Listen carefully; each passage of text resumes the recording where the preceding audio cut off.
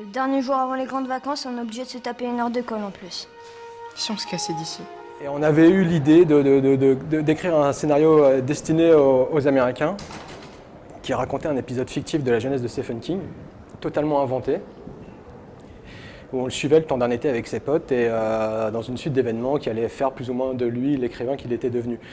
Et on avait écrit un traitement et on s'est rapidement aperçu que c'était trop référentiel, c'était trop une sorte de marabout bout de ficelle autour de Stephen King. Et donc on a rapidement changé notre fusil d'épaule pour garder le concept de la bande de mômes à la Stand By Me qui, le temps d'un été, vont vivre une aventure entre guillemets extraordinaire. Et donc on avait écrit un premier jet en post-production de Livide, qui était assez différent car il y avait des interventions d'extraterrestres dedans pour tout dire, des choses comme ça, ça partait vraiment dans le fantastique. Et après, donc, Livide est sorti, où on s'est rendu compte que beaucoup de gens trouvaient le film assez obscur dans sa narration, dans la façon dont on la racontait, cette histoire de Livide, et tous les éléments qu'on y avait mis, c'était un peu trop un gloubi-boulga entre guillemets. Et on a voulu revenir à quelque chose de beaucoup plus simple. Alors, je ne sais pas si on a réussi, mais c'était en tout cas l'idée de revenir à un film d'horreur beaucoup plus basique. Et donc on a réécrit une nouvelle version avec ce postulat-là de départ. Et après, ça allait très très vite, car on l'a fait lire à Fabrice Lambeau, avec qui on avait déjà développé avant un film de mort-vivant. On lui a proposé ce second script en échange, auquel il a adhéré. Et après, tout s'est fait très vite, c'est-à-dire qu'on allait voir SND, Canal, et le cheminement habituel.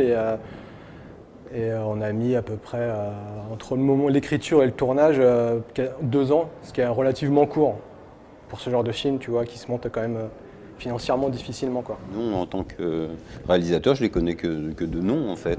Et on les a rencontrés, on a sympathisé. Je trouve que ce sont vraiment des gens charmants qui n'ont même pas le niveau de la conscience de leur génie, en quelque sorte. Parce qu'en plus, ils sont gentils et modestes. Et ça, j'adore travailler avec des gens comme ça, des gens simples. Parce que les rapports sont directs et agréables et finalement bonifiants, quoi. Moi, je viens du jeu vidéo. Donc après une vingtaine d'années dans le jeu vidéo, j'avais envie d'essayer de faire un petit peu du cinéma en faisant des courts-métrages, etc. Et donc en prospectant un peu, un jour, un ami producteur commun de Julien et moi qui bossait dans le jeu vidéo nous a présenté l'un à l'autre. Et le courant est super bien passé, on est même devenus amis, on a fait 2 courts-métrages ensemble. Et puis après, il m'a présenté Alex et on a décidé de bosser sur À l'intérieur. J'ai bossé sur À l'intérieur, mais ça s'est fini un petit peu mal parce qu'avec la production, il y a eu des petits soucis, donc j'ai quitté le projet. Mais comme ils ont décidé dans les idées, ils sont revenus vers moi pour Livide et ça s'était super bien passé, on s'est super bien entendu. Donc sur Aux yeux des vivants, la même chose, quoi. Tout le monde est là. Toi et tes copains là, c'est quoi? Faut vous castrer pour vous calmer ou quoi? Là-bas. C'est pas Herman. Mais c'est qui alors? Il va vers Blackwood. Concernant les comédiens, on n'avait personne en tête, on écrit rarement avec des comédiens en tête, avec Julien, sauf pour Béatrice Dalle. Si, ouais, Béatrice, mais même Béatrice, en fait, on n'écrit pas en se disant, alors ce rôle-là va être pour Béatrice, et une fois qu'on a fini, on se dit quel rôle pour Béatrice. Car par exemple, au début, on voulait lui confier le rôle de la maîtresse d'école, pour se rendre compte que finalement, c'était pas forcément intéressant de l'avoir dans un rôle assez anecdotique. Donc on lui a donné un rôle qui a beaucoup plus d'importance dans le film à nos yeux. Et après, en fait, c'est le cheminement classique pour tout film, c'est-à-dire on a casté à peu près 300 enfants sur une période de 6 mois pour en retenir 150, puis 30, puis 10, puis les 4 qu'on a à l'arrivée. Et après, pour les rôles principaux, on a allé voir des acteurs qu'on aimait, quoi, tout simplement. On a eu quelques refus, évidemment. Donc on s'est ouvert sur d'autres acteurs qu'on n'avait pas forcément en tête au début. Et voilà, donc ça s'est fait d'une façon totalement normale pour ce genre de film. On n'a vraiment pas écrit en se disant nous on veut telle personne pour un tel, etc., quoi.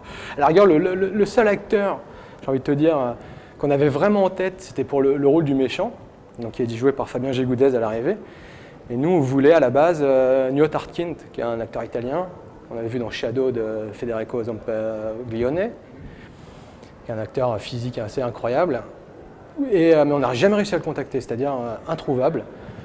Et on a aussi, après, on avait l'autre piste de, je ne sais plus le nom de cet acteur, qui est un acteur espagnol qui jouait la créature de Rec, qui est une sorte de mec au physique totalement hors norme, et lui, pareil, c'est très dur de mettre la main sur lui, puis il ne parlait pas français, donc on s'est dit, oh là là, ça va être très compliqué à le diriger.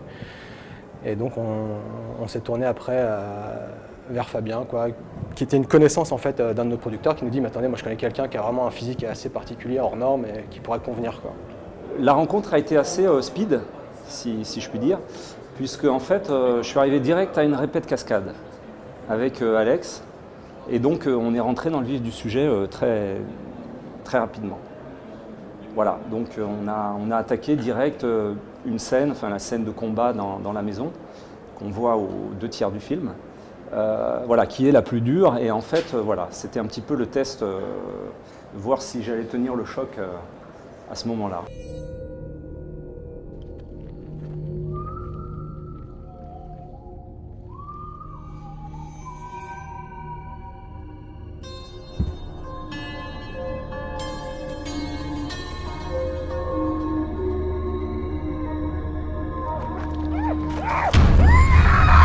La scène la plus compliquée à mettre en place à la tournée, j'ai envie de te dire, c'était un peu toutes les scènes, car le film a été le plus dur en termes de fabrication auquel on était confronté avec Julien. La scène la plus difficile, alors techniquement, c'est clairement le combat dans la maison. Émotionnellement, la scène de ma mort, dans les bras de Francis Renaud, c'était la plus hard. Car c'était notre plus petit budget, on a eu que 28 jours de tournage contre 35 et 32 pour nos précédents films. On n'avait jamais eu autant de décors, des gamins à gérer, donc chaque journée était un challenge incroyable, quoi. Donc, et pas une scène particulière plus difficile que l'autre, c'était chaque jour un vrai défi en termes de mise en scène, de direction d'acteurs et surtout de respecter le plan de travail qui ne pouvait absolument pas bouger, on ne pouvait pas se permettre de dépasser. Et contre vent et marée, on a réussi quand même à tenir le plan de travail, et ça c'est notre première victoire en fait. J'ai tout de suite vu qu'en fait il y avait une matière à jouer des choses passionnantes, difficiles mais passionnantes, qu'il fallait trouver le ton juste. Les ruptures, en même temps la continuité du personnage. Et voilà, ça m'a évoqué plein de choses par rapport à moi, par rapport à ce que j'avais envie d'exprimer à ce moment-là. Donc c'est tombé très très bien dans un moment où j'ai pu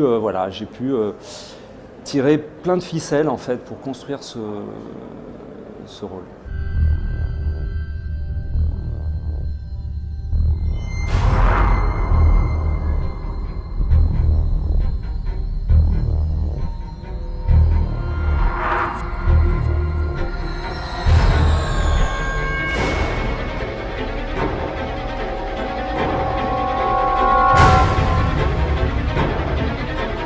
J'ai vraiment une liberté totale au début. Mais après, je sais que eux, s'ils vont pas me dire forcément ce qu'ils veulent précisément au début, ils vont pouvoir me dire après ce qu'ils veulent pas. À la première écoute, par exemple, on va en salle de montage, on voit une scène, ils me disent « Raph, fais-nous quelque chose », et puis après on voit.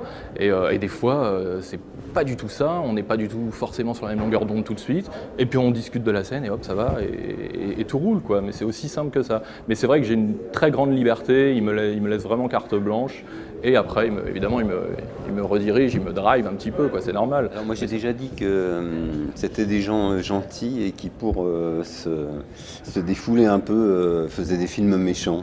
Ils jouent à être méchants.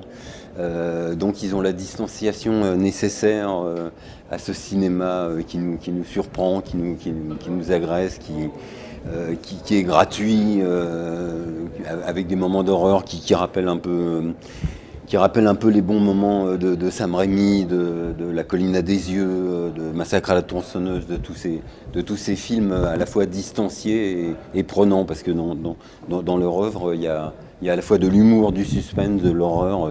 C'est du cinéma complet que j'adore, quoi, du spectacle. Mais je suis un méga fan de ce que font Julien et Alex, donc à chaque fois qu'ils me font lire quelque chose, j'ai la tête dans les nuages.